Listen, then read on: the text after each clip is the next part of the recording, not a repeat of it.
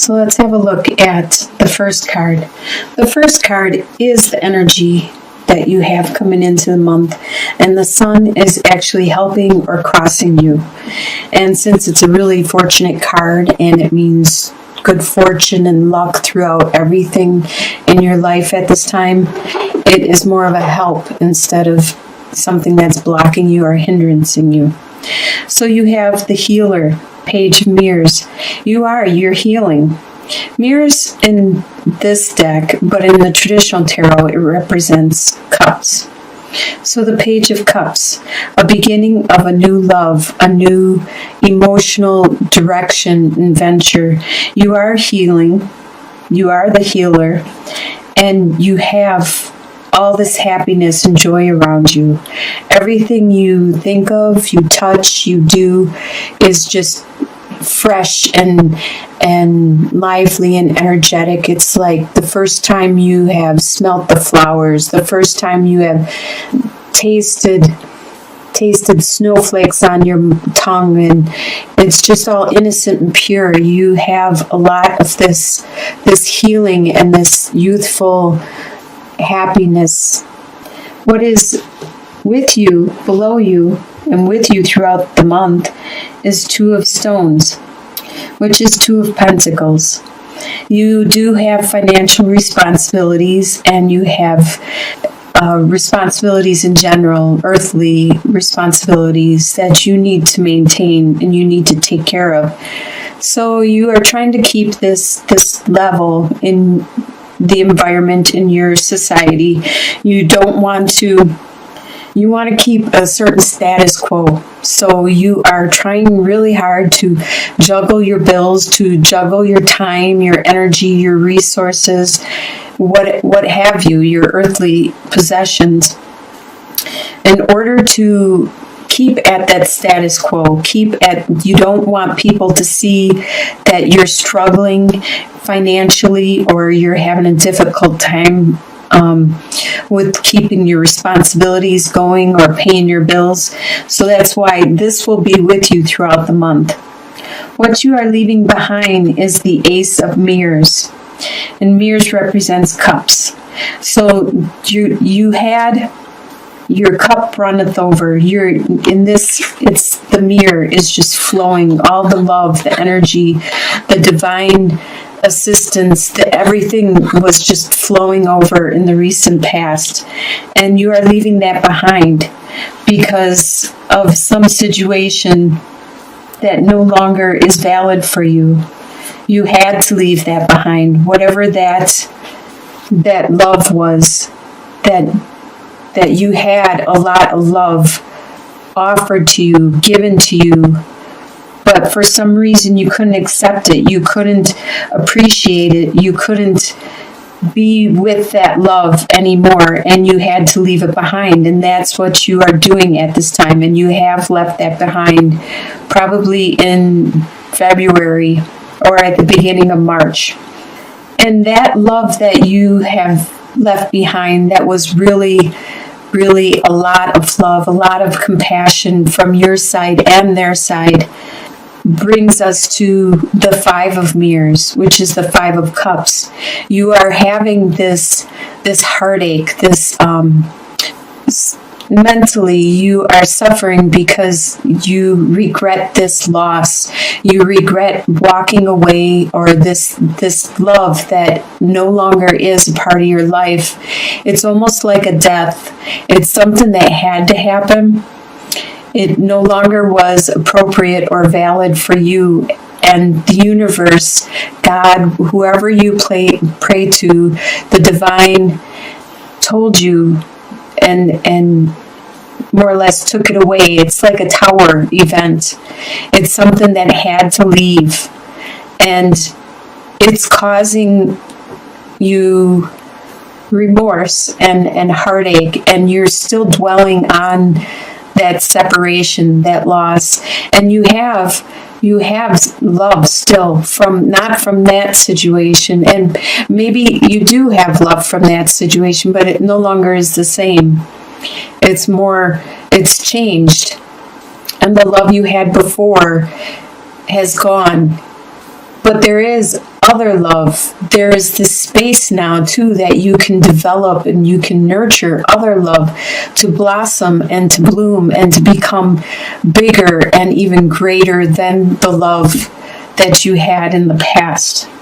In your near future, you have the Seven of Scrolls, which is the Seven of Swords. So the squabbling still isn't done. I don't know if it's from this love that has left or if it's from a different direction. We'll get some clarification on that later. But it appears that there is still going to be some argument and some squabbling and some actual verbally fighting back and forth where no one is a winner. Everyone's going to get wounded in this situation. Either it's going to be something really large, like the large scroll, or it's going to be a small event, a small wound. But everybody, no matter which direction you go, it doesn't matter. It's going to happen. The way you see yourself at this time is the moon. You see your intuition growing. You see your spirituality, that aspect of you starting to grow and flourish. But there's still things that you're not clear on, even about yourself. You don't know how you feel about certain things. You don't know how you react about certain things, or you in general. You are still confused and perplexed about maybe some of your actions that you have done. Some of the things just still aren't clear for you. The way other people see you is the Ace of Spirals. And spirals represents wands. They see you as starting a new desire, a new passion, a new drive. They see you starting to set out and just go and use that energy to drive you forward. Your hopes and fears is Seven of Mirrors, which is Seven of Cups. You're afraid that you won't be able to decide the correct direction you want to go because there are so many mirrors, so many cups, so many choices, so many things to look in, so many different perspectives. Like this mirror is all broken and you can see it. If you look in it, you would look like a kaleidoscope. And then others are crystal clear, or some are blue or shaded. So you don't know exactly what perspective to take or which direction or what choice to make. And that's kind of a fear that you have. It could be a hope in the aspect that you wish you had more choices, but I really see it as more of a fear that you are afraid that you're not going to make the right choice. And in the end, the outcome for March is Eight of Scrolls, and scrolls represent swords. So in the end, you're going to feel that you are trapped, that you're unable to move forward because of your responsibilities, your obligation, maybe your finances, maybe your promises, maybe your commitments. It could be a commitment to a job. It could be a commitment to your family, to your friends, to a loved one. You still feel like you are trapped. And swords are always in the mind. And this is in your mind. Even if you have a lease or a loan or whatever, sometimes you can get out of it. Or you could find somebody to take over that lease or loan. Or sometimes there's ways around things. Like if you want to leave a job, you need to find another job and then leave the other job. You just have to think. You just have to take away one at a time those swords and resolve the issues and say, okay, this isn't a problem. I don't need that. I can move on. Or I got another job, so having this job is no longer an issue, so I can move on. So you aren't really blocked. It's just you aren't trapped. You're just mentally confining yourself with your own beliefs or your own obligations. So let's get some clarity in regards to definitely the Seven of Scrolls. We want to know what these issues are in the end, these conflicts. What are these conflicts here? I don't think it's going to be easy to leave. What I see here is the boat or the ship, the polar bear, and the key. So this isn't going to be easy for you to release. That's why you are having a lot of emotional turmoil and regretting the separation, the love that has been lost. It's something that needed to happen, but it's causing pain either way because of what this meant to you and how great it was. Almost like a loss, like someone has passed away. It's that painful where it just all of a sudden one day it was bam, it was gone. And that's where the ship comes in. You are mentally traveling. You are traveling, but you need to remain strong because you are strong. You are very nurturing. You are like the polar bear is a very maternal, nurturing, strong, defensive animal. It defends its young no matter what. So you need to remain that way. You need to continue your travel and continue to remain that way and unlock those secrets to your love, to what it is you love, and to the issue, to explain it to yourself. It'll get easier through time. In April, it'll probably be a lot easier. This appears to have just happened.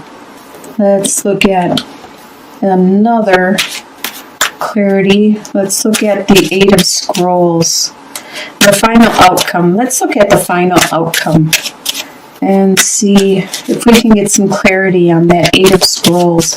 What is it you are feeling trapped about? All right, you are feeling trapped. You have the Sun, the fish, and the ring.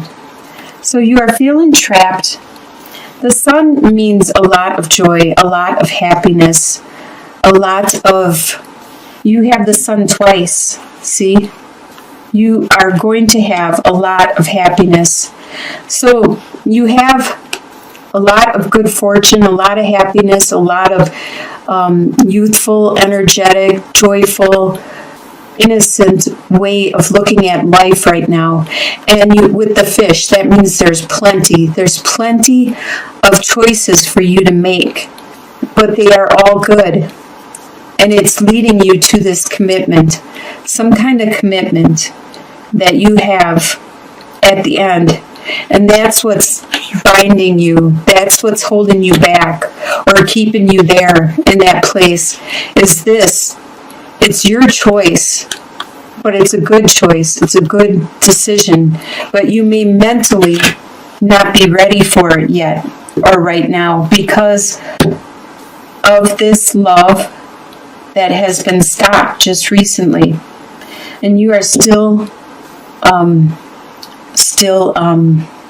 going through the emotions and healing from this situation. So that's why you are feeling trapped, is because you already have this love, this new love, and you are unable to appreciate it, or you feel more like it's trapping you instead because you need time to heal first. If I had to be trapped, I would prefer to be trapped by a love than to be trapped because of financial reasons or by responsibilities. If I love somebody, I would rather be trapped by that love for that person. Looks like you do have a really good month of March because you have the two suns. You have everything is pretty good. The other issues are not major arcana. They're minor cards, and they're just daily stuff, daily activities. The major arcana are the good ones, the ones that are bringing you the intuition, are healing you, are bringing you that joy and that happiness throughout everything.